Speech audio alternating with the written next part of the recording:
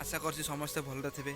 तो आज वीडियो बनार कारण यहाँ जे मुझे दिन है वीडियो अपलोड भलसे कर पारनी कारण मत भलसे टाइम ही मिलनी जे मुझे वीडियो अपलोड करी आउ टाइम कथा रहा मुझे मत टाइम मिलनी।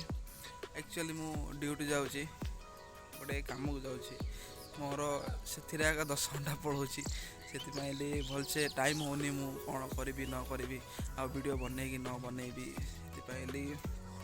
से टेंशन था कि वीडियो बन पानी बोली कारण वीडियो न बनैले व्यूज कमिज आ व्यूज कमी गले आपण मैंने जानते व्यूज कमी गले रेटिंग भी कमिज चैनल रो।